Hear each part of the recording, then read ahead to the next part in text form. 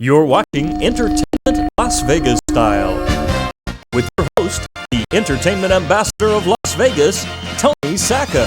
There's no other place like Las Vegas to see, no other place like Las Vegas to be, where beautiful mountains surround the town, your dreams and fantasies are all around. The lights are so bright, they stand so high in the sky, to let you know there's gonna be a show in Las Vegas. What a town! For over 20 years, Entertainment Las Vegas Style has showcased and promoted the celebrities, entertainers, production shows, and attractions that have made Las Vegas the entertainment capital of the world. Now, all the glitz, glamour, and excitement are available in an exclusive DVD collection. This volume features the 40th birthday of the Folies Bergère. Born to be mild, comedian Rita Rudner, the extraordinary magic of Rick Thomas, show-stopping music and comedy from the Shintas, international sensation Spirit of the Dance, the historic Titanic, the Exhibition, daughter of Louis Prima, swingin' Lena Prima, screen legend Tony Curtis, and the irrepressible Charo. This is Entertainment Las Vegas Style. On December 24th, 1959, in the Fountain Theater at the Tropicana, a new show imported directly from Paris, France, changed the face of Las Vegas entertainment by introducing the nude showgirl and the French can-can. This must-see Las Vegas attraction has become the longest-running production show in the country. To celebrate the show's 40th birthday, the Tropicana hosted a gala reunion of the showgirls and performers of the Folies Bergère. Ladies and gentlemen, this is the first decade of the Folies Bergère. This is great. I'm with Renee Lee, and you were in the Follies show. What year? 1967 to 1968. Wow. You're still living here, right? Oh yeah, for a long time.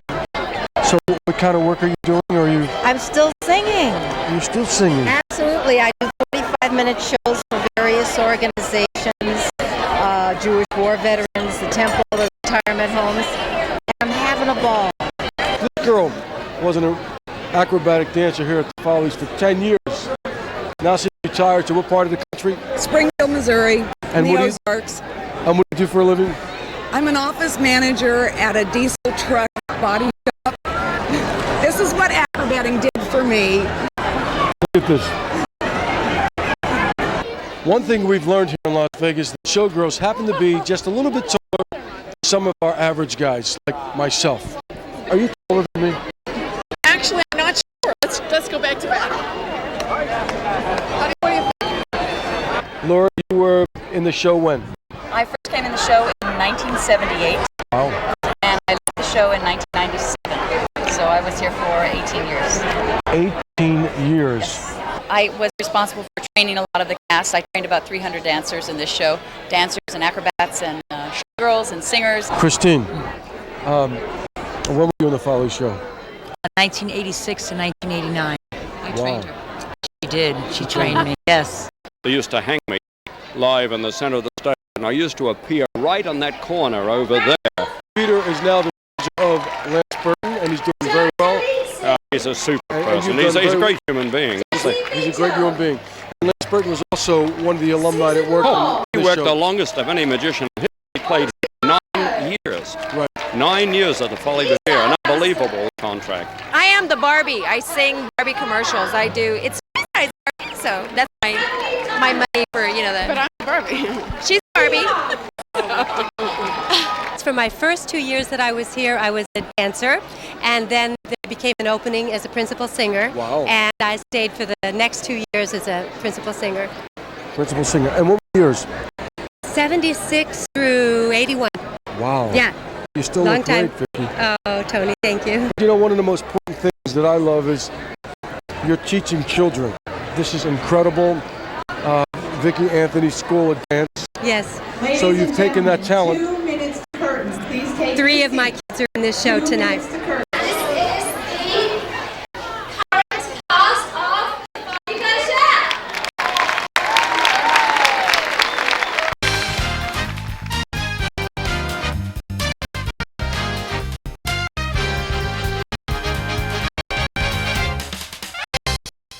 I'm with Leah and Anthony, and Leah is currently in the show. Yes. And she is the lead Adagio. lead Adagio. How long have you been in the show? 3 years. 3 years. Yeah. So seeing some of the girls from 1959, look through your mind as a performer. It's amazing. This night is amazing. People have travelled from like as far away as Australia to get here tonight. So it's a great honour for, I think, our cast to just dance in front of them. I mean, it's amazing. I don't think there'll ever be another night like this for Folies Bergère. My uncle, his name is Mike Negro. He opened the Tropicana Hotel, and he was the first photographer that shot all the showgirls in the beginning, and Felicia Atkins and all those beautiful women. And his name, Mike Negro, is on all their pictures. So the ladies have been asking me, "Where's Mike? Where's Mike?" And I can't find my Uncle Mike. He's like lost in the crowd. And his wife, my Aunt Lillian, was part of the original cast. Wow. She came to the United States from Denmark with the Folies Bergère. This is really exciting. I'm with Don Martinez. I know this man a long time, and he's been very instrumental in this production. Folies Bergère. Don, you were the stage manager stage for manager. 13 years. 13 years. Yes. Well, under Larry Lee. That's right. Yeah. And, tonight was great, terrific. It's really exciting seeing everybody. And this is my father, Roger Ray, who started the show in the old showroom in 1967. No. 67. 66, 67, 68, 69. For 3 years. Siegfried and Roy were in the show at the same time. And, it was just an act. A very good one, but just an act. I'm with two very funny guys, Mario and Danielle, master ceremonies here. Entertainers, we first we do because we love it, and then of course we got to pay the mortgage. But first of all, it's because you love it. It's not how much you make; it's just how much you're gonna get the night from that crowd.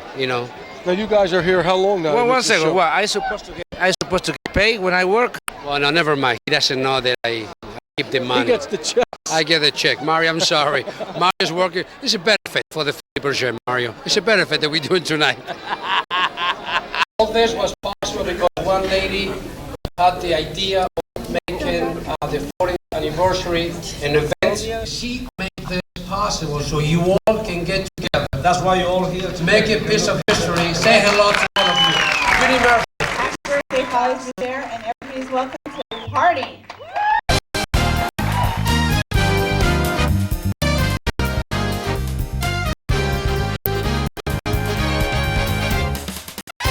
This soft-spoken comedian has become one of the most popular entertainers on the Las Vegas Strip. From New York, New York, a conversation with Rita Rudner. Rita, Miami, you come from Miami, you're a dancer. I was. You I'm not anymore. Well, you superimpose those legs like that? No, I can really do that, Tony. She really does that. I do it. I can do splits because I was an old dancer. Mm-hmm. I mean, I was young at one point. Now I can do them, and they hurt, but I can still do them. Mm-hmm.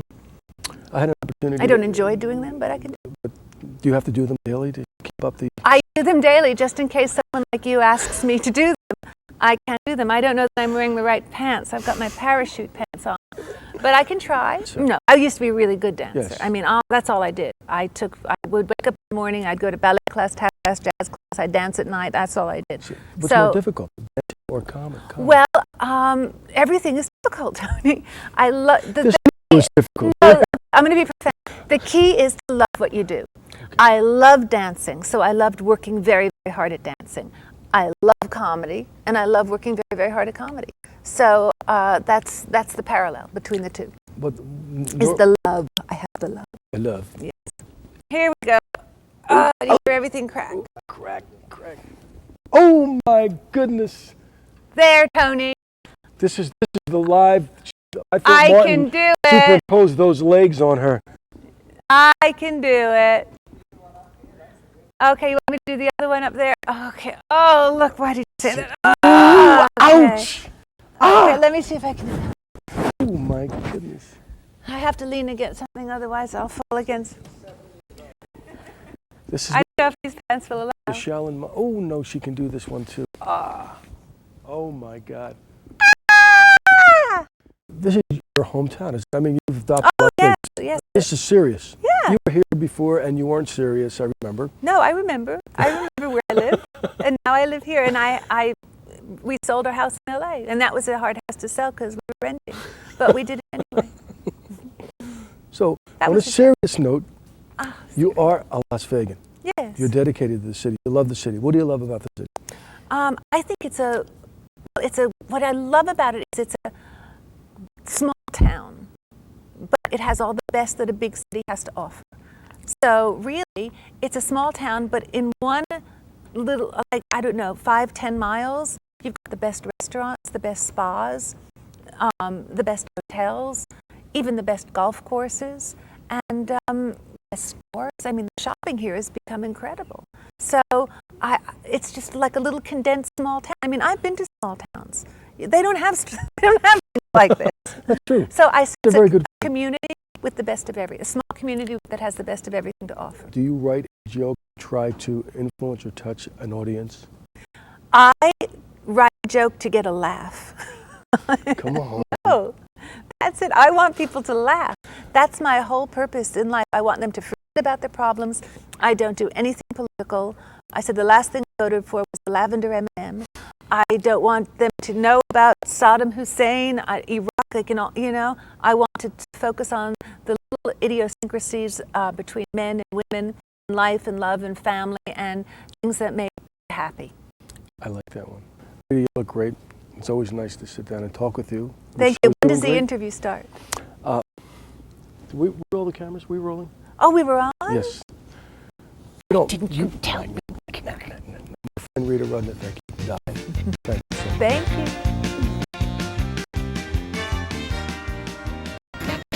He's the star of the most successful afternoon show in Las Vegas history and winner of the coveted Magician of the Year and Stage Magician of the Year awards. Combining magic, music, comedy, and dance with exotic birds and royal white and orange tigers, from the Tropicana, here's Rick Thomas.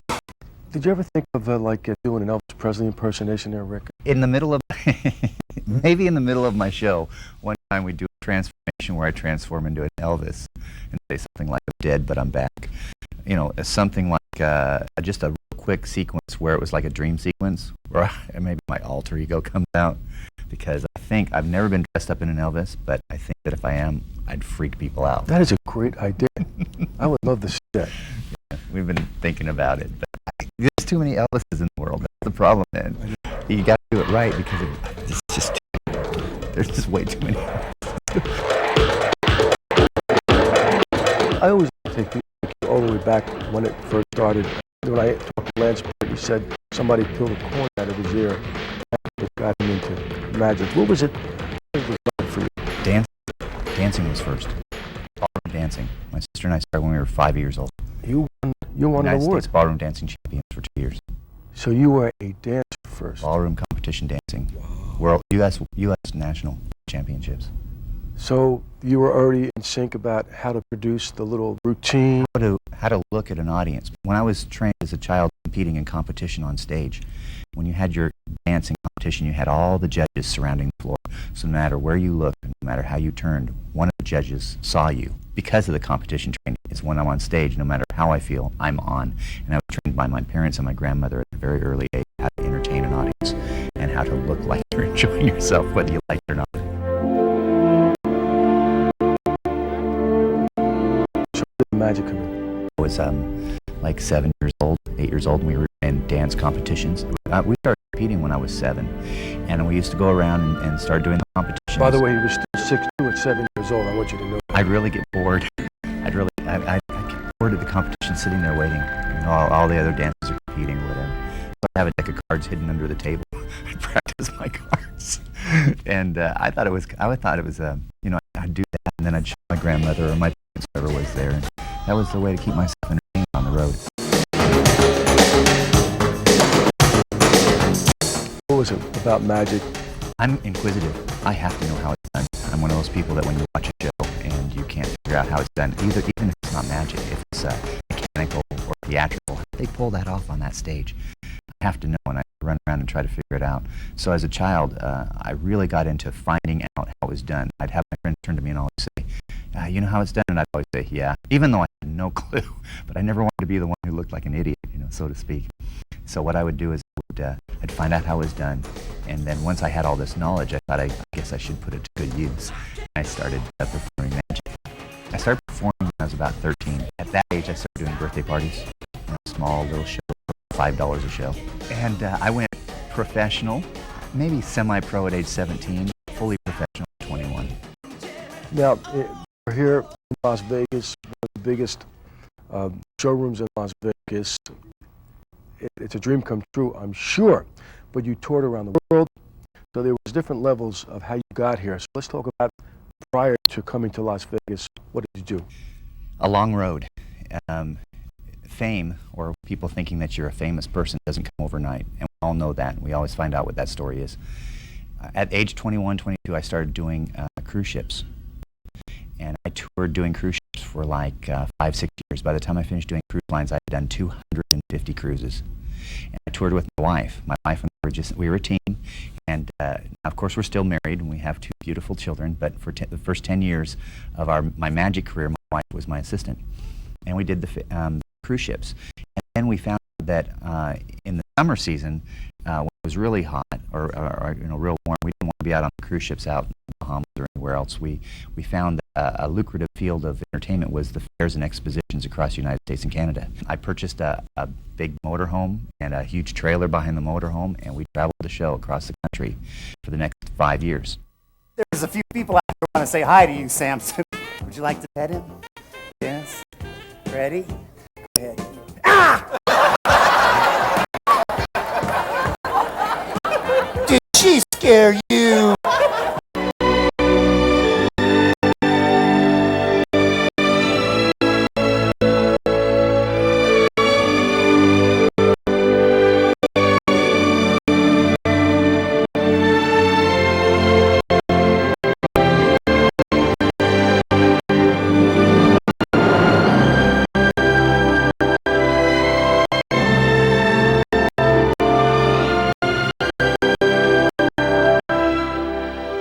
Here at the Tropicana, it's magic, music, dance, and exotic animals. Was it like that way back when, or was it a different presentation? You know, we always had the birds, but I didn't add the tigers to my show until I was actually out in Asia. I was in a big show called American Glitz out in Guam, and I went out there, and we were there for 5 years, and they wanted tigers. So at that point, I obtained my tigers. I had the special training I needed to handle cats. I went through about a year of training with the tigers before I actually got my first tiger. And then we were there for 5 years, and at that point, my management, Mr. Larry Lee here in Las Vegas, who was the entertainment director here at the Tropicana for many, many years, said, I think there's a spot for you at the Tropicana. It's time you come home. I think you've got a show. And I said, okay. You know, that's 15 years now. We had 10 years on the road, 5 years in Guam, and now 15 years later, we hit Las Vegas, and all of a sudden, wow, where'd you come from? The show. There's a lot of different elements in the show. There's dance, there's music, real important element to the show, comedy. You got all these different levels. You know the old story, don't ever follow a show that has animals or kids in it. So I put animals and kids in my show. I've also added an illusion where we actually cut a girl in half on stage, but we have the audience members hold her down on stage. So I bring 6 to 8 members of the audience on stage. They tie her down to the table and hold her down as I cut her in half. So the audience is right there, and they're watching this girl and watching this moment. And it's so in your face, and it's so hands-on that it becomes something that nobody in the audience ever forgets. Folks, now Verified Grace is still secure to that table. Yeah. Another illusion that you've come up with is turning an adult cat into a baby cat. Now tell me how that happened. Even though we're still here at the Tropicana, one of the advantages of working with the Trop is them allowing me to do other shows that both help myself and the Tropicana. We just finished touring Japan, and we're there for 3 weeks. And it's good because they all say, oh, Thomas from the Tropicana, and it's important, it's good publicity. Yes. But we're out there, and we were traveling with the tigers to Japan, and this year it cost $15,000 for each tiger to go to Japan. And I was kidding around with my assistants, and I said, man, I wish we could just make our tigers smaller, because it'd be a lot less expensive to ship the tigers over to Japan. And then my assistant, Ricky, he looks at me, and he like a little glitter in his eye, and he says, yeah, we shrink the cats. And so we got back from Japan, and because of that specific thing I said, I created the Shrinking Tiger. I have 10 tigers now, so they're all born to me. We have breeding pairs now with my tigers, and I raise all my tigers right here in Las Vegas on our habitat. I have 2 acres at my home housing all my tigers, and the habitat's wonderful, and it keeps growing, and we're just excited with the progress that we've made with the cats, and of course the conservation effort that I'm trying to do as well. And this is called Samson, you said? Samson. We call it Baby Samson. Baby This is Samson shrunk. Already, it have to be the most beautiful animal on the face of the earth. There is no question about it. Every one of our tigers has a specific piece of magic that they perform. Some tigers, they jump really well. Some other tigers, they roar, or they run across the stage quicker than the other tigers. When you find out what their specialty is, you kind of play off of it. They all have their own personality. This one, I don't know what kind of personality this one has yet, other than you're always hungry. You don't teach them to do tricks like dogs, do you? No. No rollover, no play dead. I don't put tutus on them. I tell you, the one thing that I don't handle well is watching a show or a circus where they make the animals do things that appear to be unnatural. Riding a bike, things like that. I think the best thing you can do is just display the animal on stage. Let them see how beautiful the animal is. Let them know how much you love the animal, and also how endangered they are, and how serious you are about taking care of them. There's so many people out there who think, oh, it's not good to have these tigers. Everybody has their own way of preserving the animal kingdom, and this is mine. Rick, I know you got a show to do in a half hour. I got to tell my viewing audience, you're a lot of magicians in one. Some magicians in town are using doves, some have cats, some have dance routines. You got it all. Dancing, magic, animals, small tricks. You know what? I really appreciate it, and it shows when I go out there and the audience says, "No, I don't like magic this or I don't like that," but we make such a well-rounded show that I try to find something that everybody will enjoy in the show. The magic of Rick Thomas right here at the Tropicana Hotel, and I'm going to show you one illusion that he'll never be able to do. Stand up, Rick. Okay. Follow me, guys. Look at this. This is one illusion we cannot do. Is make me look taller than Thomas. What am I going to do? Here. No. Oh, thank you. Hey, buddy. Thank you, sir. No. Can I have a towel, please?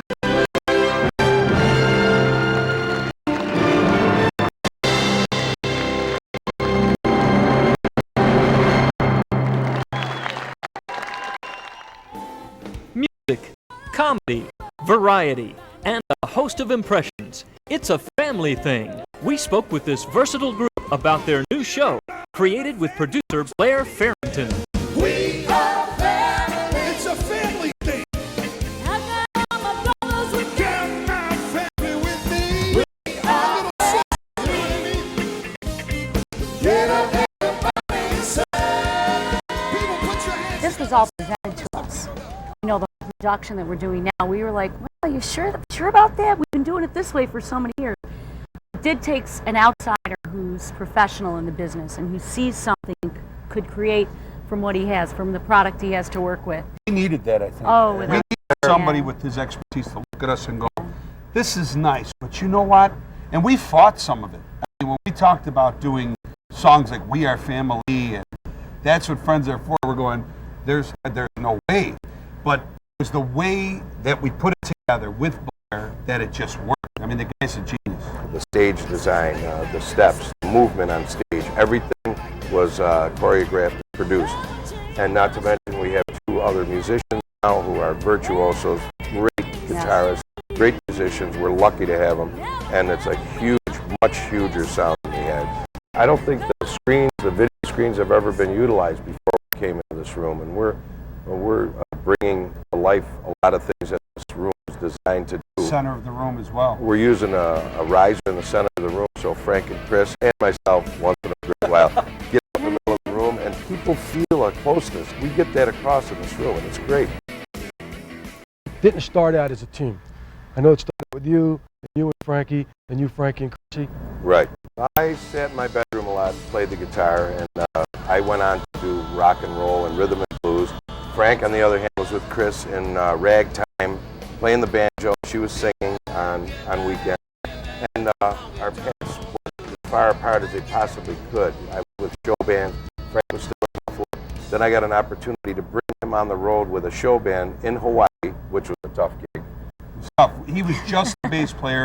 I was just the piano player. And that's That what was it. they told us. You guys don't have the knack for being out in front and don't say anything. We're the front people. So we said, okay. Which is They cool. were great people. Beautiful Great people. Matter of fact, most of them have been in this room seeing the show. But then we decided we didn't want to live in Hawaii like everybody else in the band. We came back to Buffalo. We teamed up as a duo. Then after 10 years, Peter It was the Shinta Brothers. Shinta Now, you gotta- Brothers. It's so Italian. And then my father. The Shinta Brothers. It was so Italian. We couldn't think of a name like In Sync. And then my dad goes, you know, you got to put Chrissy's name. So we put featuring Chrissy. Then we just got rid of the featuring Chrissy and we said Shintas.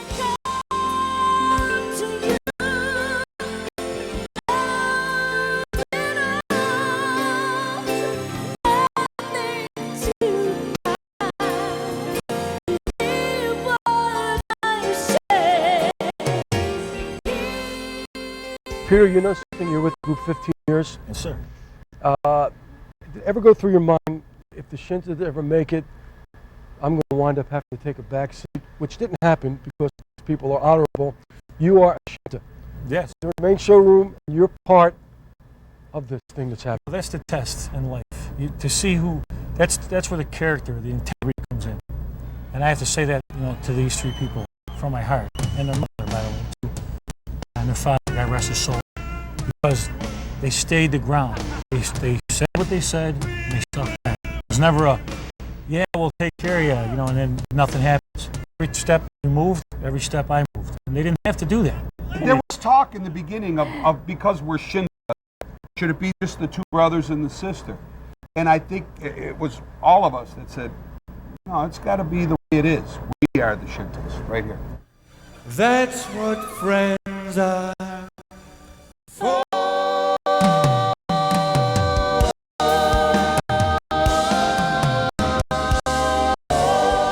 I want to know, and I want to ask everyone, the highlight of the show for you first. I know there's a lot of great things in the show, but for you, what's the highlight? It's hard. I like it all. I How really about do. your standing ovation? That's a highlight. That's not. I really like it all because, you know, you have to keep your eyes open. It's energy through the whole thing. You can't sleep. You got to stay alive, and that's what it stays alive. I think one thing, the whole show. That's my whole piece. Doesn't I go home and watch TV? Come on, Chrissy. Now you got a lot of wonderful things happening. What's a highlight for you?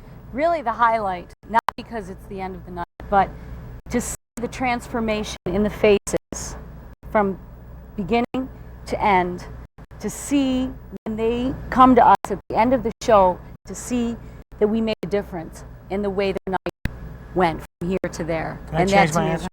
I'll say the same thing. No, really. It is cool. funny because Cool. at the beginning of the show, you'll see a lot of people. I'm not clapping.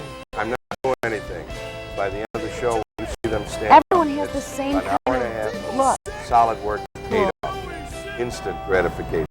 I think my favorite moment is when we can touch somebody's heart out in that crowd that you know needed their heart touched. You could see it in their face. Somebody, whether they're young or old, you touch their heart in a way. When you hit their emotion, and you got their heart in your hand, that to me is my favorite moment of the night. Senza più violenza, un mondo di giustizia e di speranza, ognuno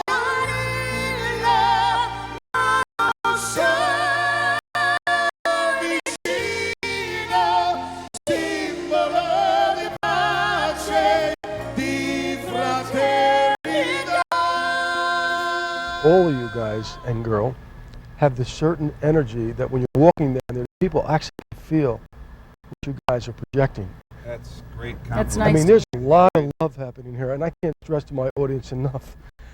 See you guys if they haven't. Peter O'Donnell, Chrissy Shinta, Frankie Shinta, and my father's name, Joey Shinta. That's Thank you so much. Love you guys. Thanks. That's why we love you. Wow. Our dad's name. Wow. Thank you guys. Thank you. Thank you, Tony.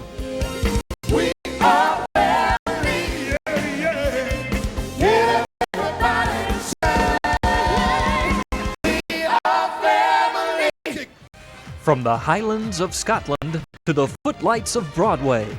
From the heat of Spanish flamenco to the thundering precision of Irish step dance. This international sensation has been seen by over 20 million people worldwide. Now playing at the Golden Nugget, Spirit of the Dance. In this particular show, you're Spirit. Yep. And you're Danny Boy. Yep. And of course, this is a love story, right? Uh-huh. Like it always is. So tell me a little bit about Like this it always is in the show, yeah. The story with the Spirit awakening dance at the beginning of the show, and then travelling through the world, experiencing different forms of dance, trying to find our true love, meeting people on the way, going through all the dances, the flamenco, the Highland, the Fosse, the hoedown, and then bringing it all together at the end. Till the end of time, together hearts entwined. Say that you're mine. Oh, Danny boy, my spirit of the day,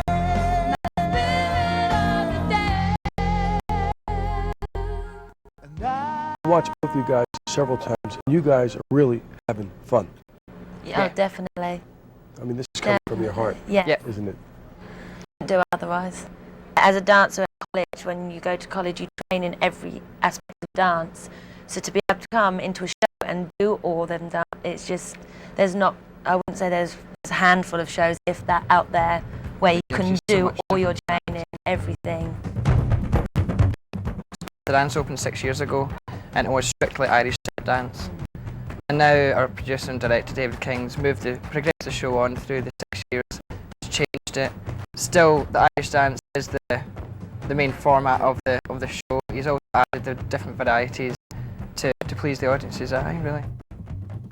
Tell me how you became a dancer, what encouraged you to become a dancer, and how you got to where you are today. I always like to know that. In the beginning, it started at the age of 5. Before then, also, I was playing in a kids' soccer league with all the other boys. And then my parents basically said from a young age, as soon as I could start walking, they could see that I had natural movement, natural rhythm. And they thought by the age of 5, they were like, oh, we'll put him into a jazz class at dance and see how he does. Had no inhibitions, just went and did it, and then just took up ballet after that and tap. This is like a dance school in Scotland. And then when I came to 16, I moved out to London in England for 3 years. Trained at Performing Arts College and singing, acting, everything on a professional level. And then did a couple of gigs before getting this contract with Spirit of the Dance. This actual audition is it's a very hard audition. You audition, then you have to do 6 months of training to make sure your Irish is up to standard of what they think is the top standard. Up to standards, what does that mean? Up to standard of a top Irish level. dancer, yeah. And what would that look like when you talk about a top Irish dancer? How you'd have to make sure the posture was right, the feet, the knees are together, but the feet still Turn twiddle. It's a very, like, so a lot of people that do tap, that have never done Irish, think that they could do Irish, but it's a very technical thing. Like normal tap, keep your legs spread and they don't Parallel feet. Yeah, it's very parallel, whereas Got this to is the very... knees together and the feet turned down. Yeah, it's very difficult.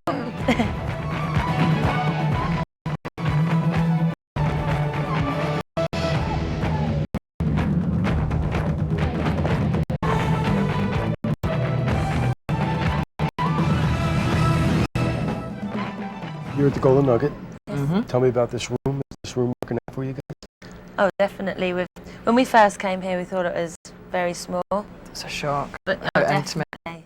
But now dancing, actually seeing the audience, and you can feel the vibe of everyone. You can see their faces. Where in a lot of theatres you can't see, so you don't know what the audience reaction is to each number. But having the audience, it feels like they're part of the show. How do you like playing Las Vegas? Playing here in Las Vegas, Yeah. I love it. Yeah. Because everyone's here for a holiday, everyone's here to enjoy themselves, and they want to come and see something exciting. When you can do that for somebody on their vacation and things, it's nice to know that you've done something for someone else and they've enjoyed themselves. Absolutely. That's what that means for you, being a performer means for you, is the audience walking out here? Yes. Smile on their faces. You know, you've done your job. Lucy is from England. Scott is from Scotland. That's right. The two principals here are to dance at the Golden Nugget. They're very talented people, singer, dancers. Thank you so much for being my guest on Entertainment Las Vegas Style. Thank you.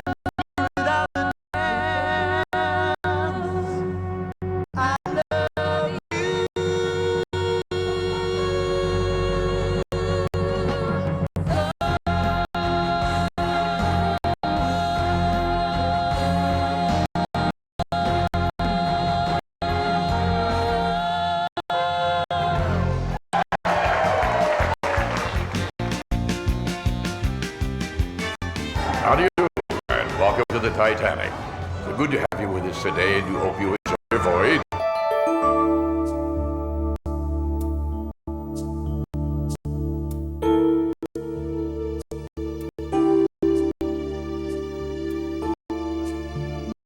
From a wreck site 2.5 miles beneath the surface of the icy North Atlantic come remnants of the world's most famous maritime disaster. Titanic, the exhibition. Visitors to this emotionally powerful exhibit will view a remarkable collection of historic artifacts, replicas, and multimedia displays which bring to life the unforgettable story of the Titanic.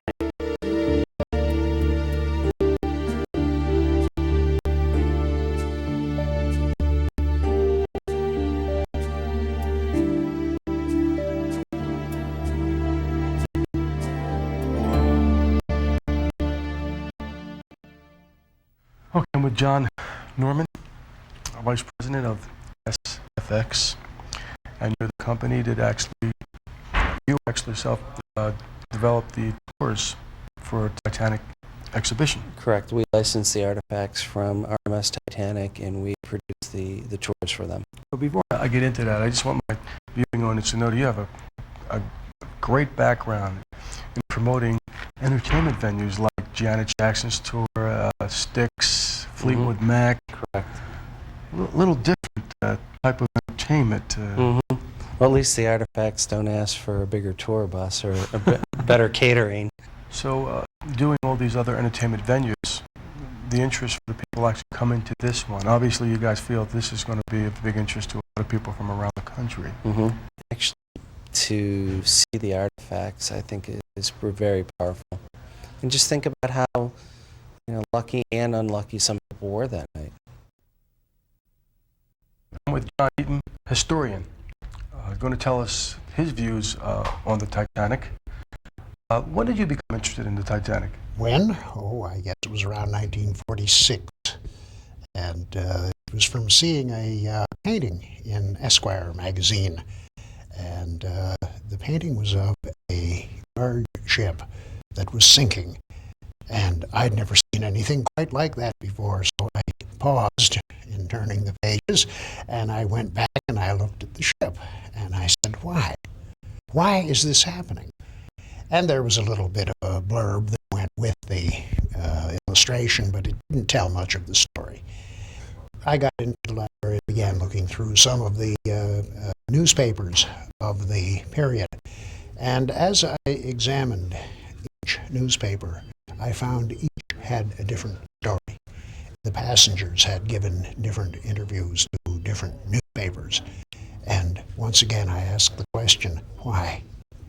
And one thing led to another, and here, some 50 or more years later, here I am, still asking questions and still asking why. What we do have, however, are these really fine artifacts that have been recovered at great expense and at great risk, I might say. Each dive is a new dive. There's no such thing as a routine dive, and each dive has the same dangers as the one before. The pressure is so great down there. You were in charge of the expedition to recover the artifacts that were on the ground. I know your background is you were involved with the Suez Canal. Yes, the mining of the Suez Canal. Yeah. Suez Canal. And you were joined forces to pick up some of the artifacts down there at the bottom of the ocean. You've had 5 different expeditions. Yes. is not easy because we have to build all the tools when we want to recover like that. We have no special tool. We must build a tool, and as we don't know before the expedition what kind of artifacts we will recover. For some, we know for some, but not very well, and we have to build the tool during the night, just before the dive. It's not very easy because we have to work the night, we have to work the day, and it's very interesting, of course, but it's not very easy. When we're kids, and we find things, we're so excited. We run home and we show our mom or dad, look what we have discovered. But you're a big kid now. I mean, you go to the bottom of the ocean, find things. The kind of sense of treasure hunting that you're referring to doesn't fit once history gets this significant. Once the people connection gets made, and you see pieces of paper, and you see love letter, and you see somebody's makeup mirror, you realize you're doing duty for them, and for you, and for the future. We're standing in front of the steps. Of course, it's a replica of the steps. When you look at this, what does it say to you? Well, it says that up around the corner was a revolving door. We're so used in New York City to revolving doors, and yet here they were in 1912 on a ship, so that you came in from the cold, but you didn't bring the cold in with you.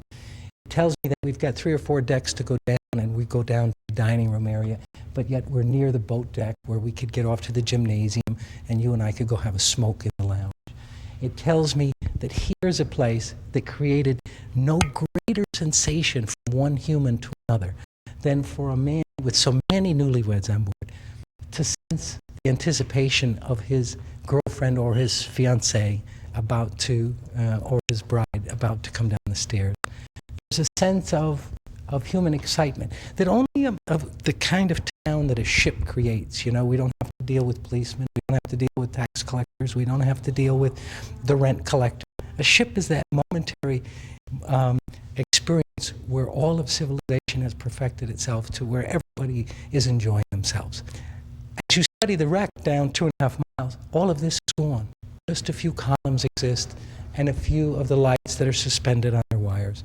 There's a ghostly image of what used to be here. And it's so much fun to see how the exhibition team has recreated for us the chance to kind of step in here ourselves, to connect with reality through the objects and illusion through the sense of these sets that bring you back. Well, I'm really touched. My whole take on this thing is different. Just talking with you. Yeah, you got to think of it this way, and it really makes it great. Imagine that your great-grandmother was on board.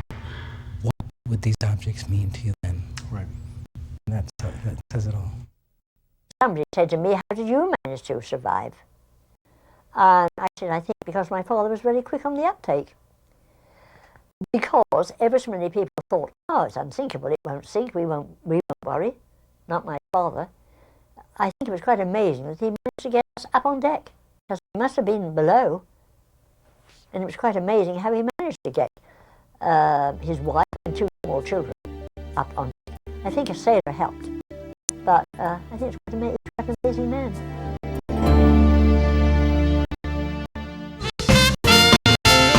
From the Sahara, a tribute to a Las Vegas legend, Louis Prima, That's My Dad, starring Lena Prima. You're smiling, when you're smiling, the whole world smiles with you. And when you're laughing, oh, you're laughing. Ooh, when the sun comes shining through.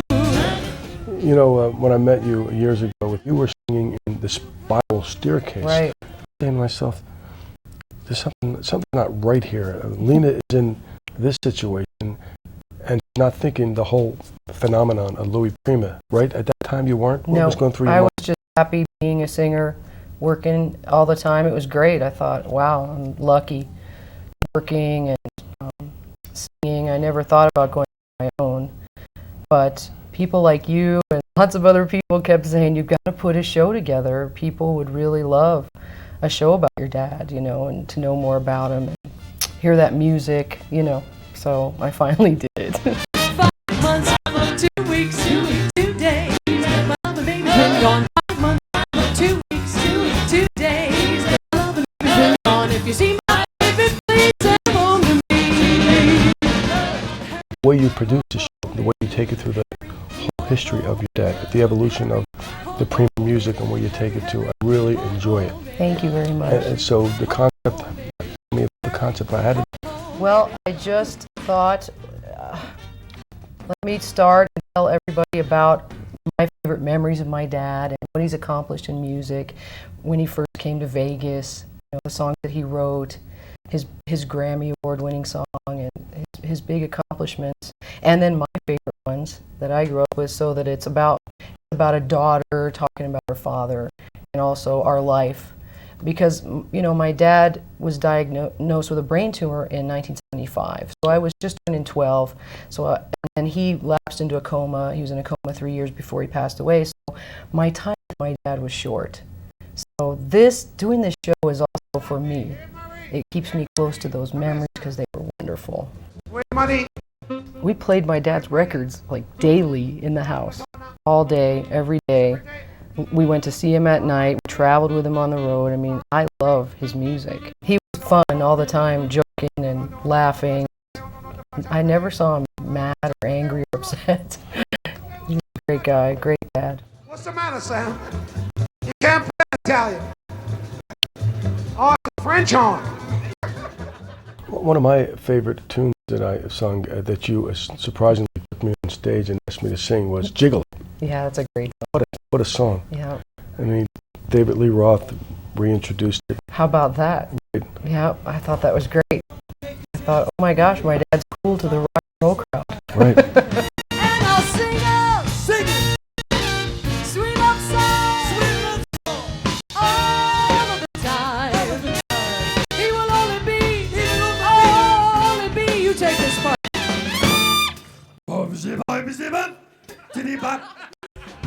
Like Anthony Quinn or Tony Curtis, they were painters and artists. Did your dad have another side of him other than the performer?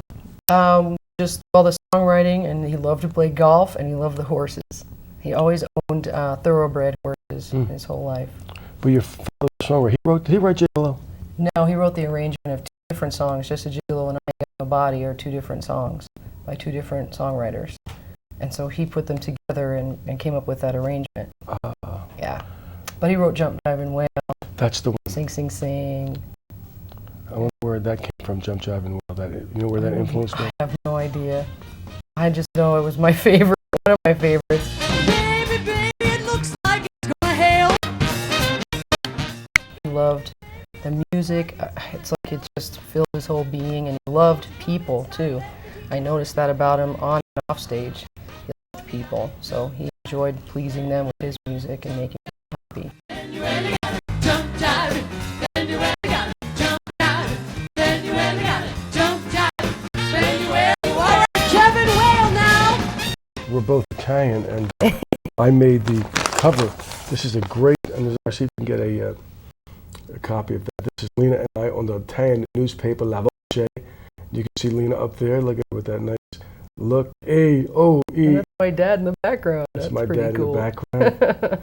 We have a photograph right here. Oh, my first time singing. Yeah. Explain this and what was going through your mind in this one. I loved it. I remember the spotlight in my eyes and all the people out there, and I guess I was stage struck at that point because I remember that like it was yesterday. I sang Santa Claus is Coming to Town, and that was at the Sands in the Celebrity Theater. And every time it rains, pennies from heaven. Shooby-dooby. It is fun. I'm up there having a great time. I enjoy singing and dancing, and I just hope I can do it as long as I possibly can, like my dad did. Be sure that your umbrella is upside down. Excited for me to talk to Lena Prima, a Las Vegan, a true Las Vegan. Not too many people born in Las Vegas. That's you right. are a true Las Vegan. Yep. Sunrise Hospital. Yes. Yes. Thank you so much for being on my show. Thank you. When you're smiling, keep on smiling, and the whole world smiles. The whole world smiles. The whole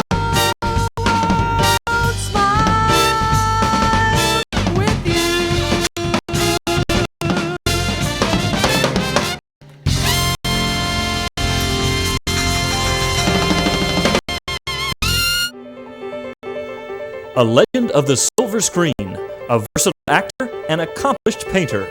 From his home in Las Vegas, a conversation with Tony Curtis.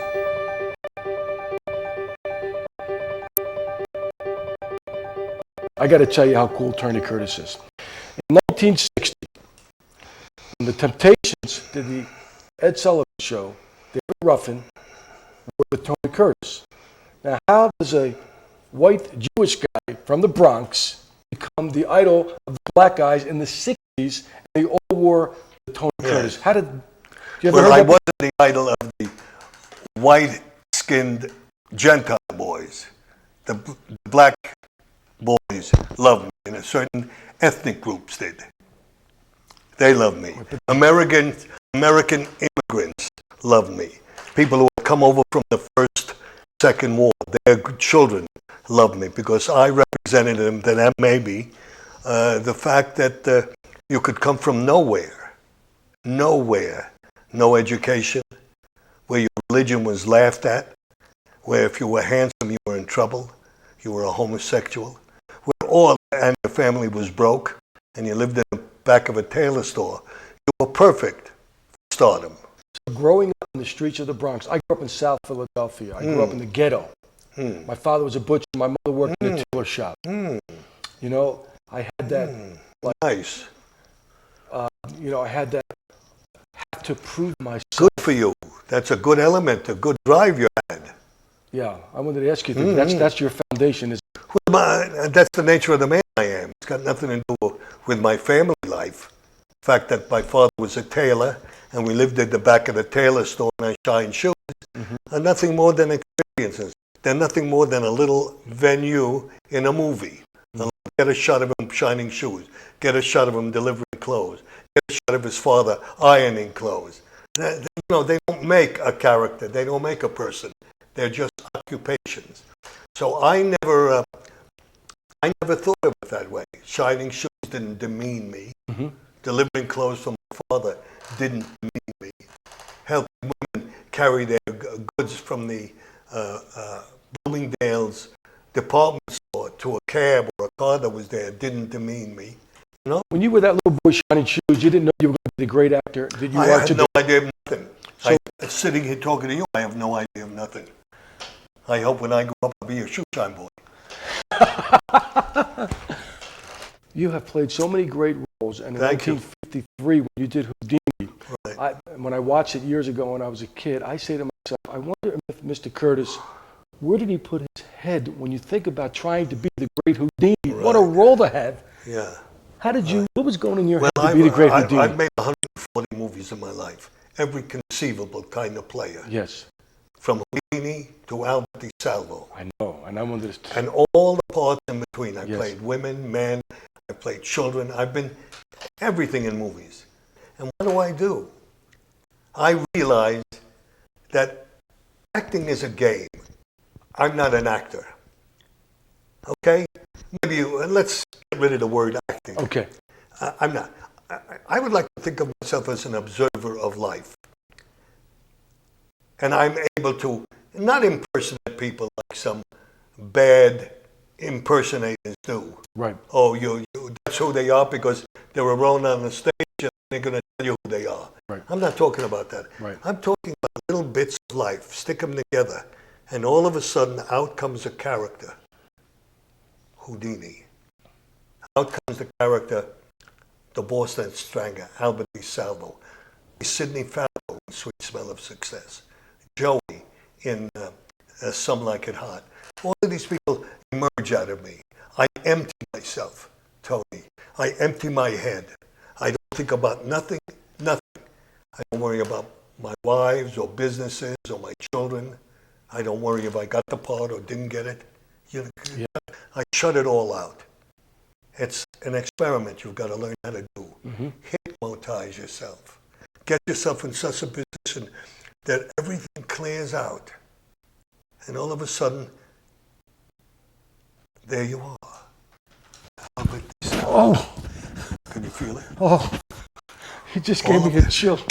All of a sudden, you become that person, you know, without working at it. Did you like Spartacus, though? Did you like doing that? Yeah, I loved it because I got to say it. I am Spartacus. You remember that? Yeah. I was the guy in the tub with Larry Olivier. All my parts got interesting connection. I was killed by Kirk Douglas. I remember that. I killed him in the Vikings. Yeah. So I got funny little connections. I know people always ask you about putting the dress on, but that No, I wasn't embarrassed at all. with the something like it. Did you love the experience? I loved it. There was nothing frustrating about it. No, I think it's great. You probably get more Marilyn Monroe questions. I do indeed. I'm not going to go there because I we do don't indeed. Marilyn Monroe. Yeah. I'll give you a little about Marilyn. Okay, go ahead. We did the love scene at Some Like It Hot where she's laying all over me, on top of me. And finally, at the end of the sequence, we had one more last shot where she grinded me and looked at me and she said to me, she said, I didn't hurt you, did I? And I said to her, you would have killed an ordinary man. Just to her face. I mean, she laughed and I laughed. But anyway, that's the nature of the woman she was. She had a good sense of humor. That's priceless. Would have killed an ordinary man. You know, Tony, I've seen you so many times around Las Vegas. I've not ever seen you one time not smile. You walk around, you're always happy to see Thank you. people, always laugh. That's what reminded me of the last 25 years in town I've been seeing in Las Vegas. Always have that positive smile about you all the time. You know, Makes me happy. Yeah. I like that. Yeah. I like to express to people the joy and pleasure and the privilege to be me. Because it is. You're always smiling. You know? I've never seen you Well, do thank anything but be pleasant to people. To me, it's a natural way to be. And this is what I feel as a member of CAST is my obligation. Wow. What are my obligations? To smile, to make other people happy, right? To step into a room and give them an open feeling. That's right. What else would a performer be but that? That's right. The energy that you have. Energy is a good expression of it. Energy. It's your energy. Tony, why Tony? From Bernard Swartz to Tony. I've always liked the name Tony. Not because it sounds Italian or because it sounds ethnic. I liked it because of the quickness it takes to be who you are. Tony. Tommy takes a little more emphasis. Yes. Dick takes a little shortcut. If you examine names, you'll come to incredible conclusions about why people are called what they are. Right. So you picked Tony, and who picked Curtis? I picked Curtis. At first, they wanted to call me Tony Street, S-T-R-E-E-T, because I came from the street, I guess. But I didn't like the name, and I shopped around, and I had an uncle on my father's side that I had never met, whose name was Kertész, K-E-R-T-E-Z. It was a film director, Michael Curtiz, and another guy, George Cukor meaning sugar. Kertész, all kept the word sugar. Right. So I took the name Kertész and I changed it to Curtis. So I said, Tony Curtis, sounds good to me. Your artwork. I'd like to touch on your artwork. Each one of your paintings is a special touch of who you are, right? Well, now that you know me, now you know that each one of those paintings came out of my guts. Right.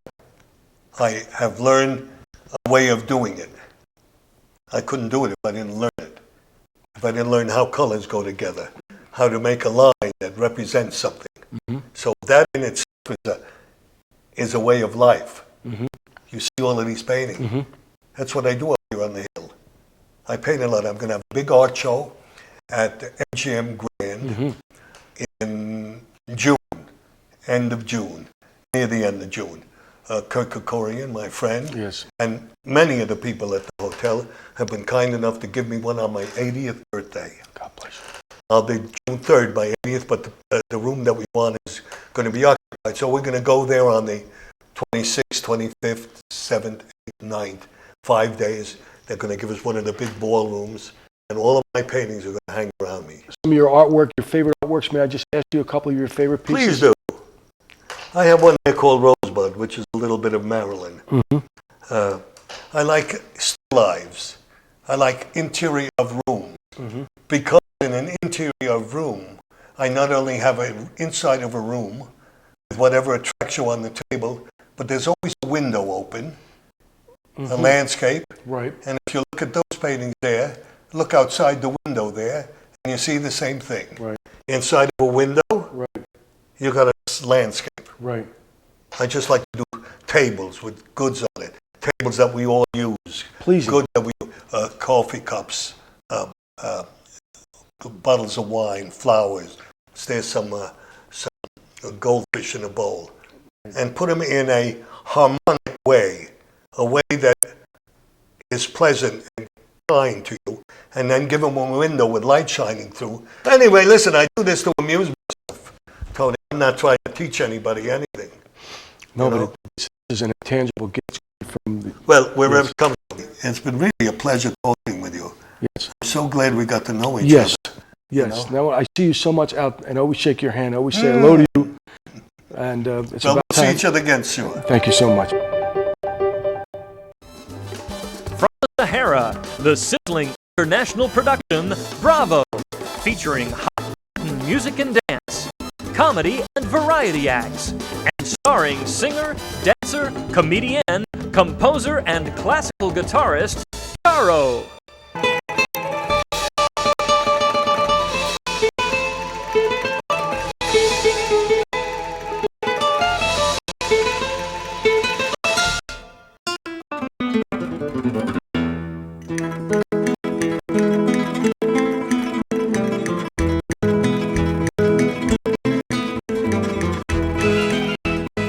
You know, Charo, I don't understand a performer like you who's had so much success, so humble when you're out there in front of an audience.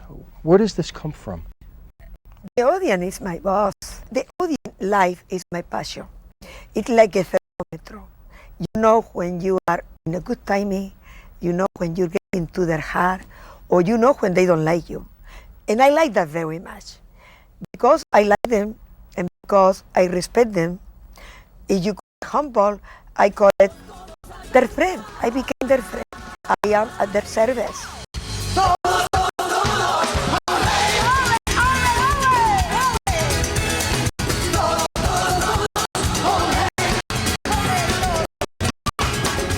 Are you a musician first?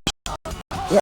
Because you're a comic, you're a singer, you're a dancer, you're an actress, but are you a musician first? By heart, music is my life. You give me my guitar and leave me my guitar and myself alone. I never feel alone. And right now, after I talk to you, I go home, I take a shower, and I pick up that guitar and I play and I play and I play until sometimes sunrise. I was going to ask if you still work the fingers. Every day. Oh, Tony, when I did the Carnegie Hall and when I do concert with symphony or pop, it's not a joke. This finger had to be in a perfect shape. You know what it has? It's not talent. It is practice. Every night I do that. 2 hours during the day and 2 hours or 3 hours at night.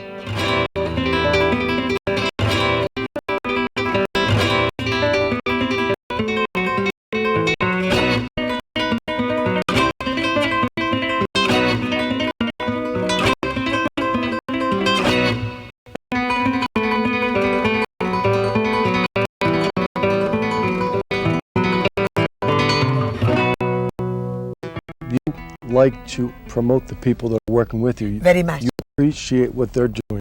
Very much. They are very talented. Real important to you to promote the talented people on stage with you. You asked me the right question. I always believe that you are as good as people near you. Every girl is selected. Skinny, gorgeous, personality, energy. The beautiful they are, the more beautiful they shall look. The ventriloquist, the juggler, they're the fast, the better, the musician, one is better than the other. Everybody is in the same level of a star. And then when I share the stage with so much talent, I feel proud, I never feel jealous. To me it's a challenge. I say, okay, now I have so much talent, now it's up to me.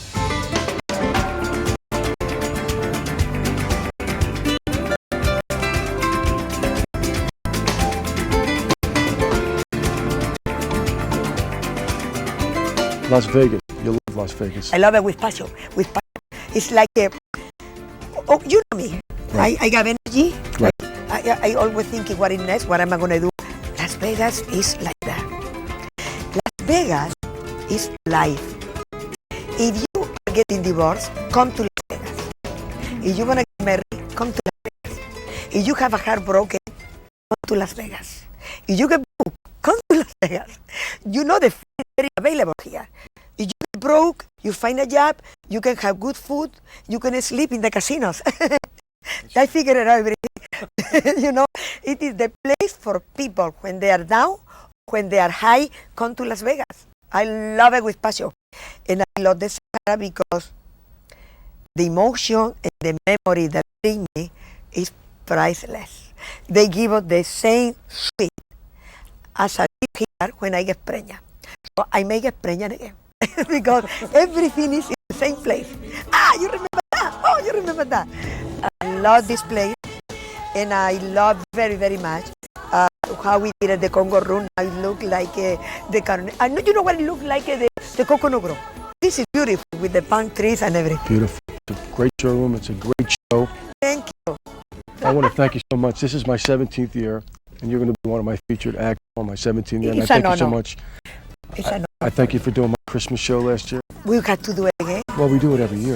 I enjoy dancing with your mother. Yes. That was a great moment. You are blessed. You got everything you needed, and the people love you. And you are giving me a great pleasure with your interview and give me the opportunity to say to them that it's more than Gucci Gucci. Bravo. It's a beautiful show. Thank you so much. Pues God bless you. Buena suerte, ci vediamo dopo. E viva la rivoluzione. Give me a kiss.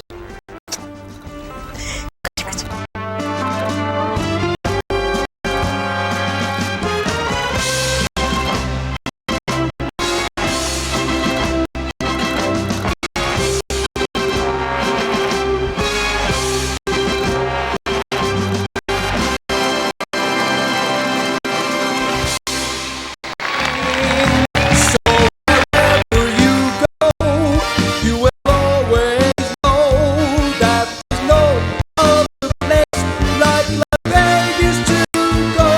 It's a fun town, it's a sun town, it's the kind of town where people win all around. It's Las Vegas.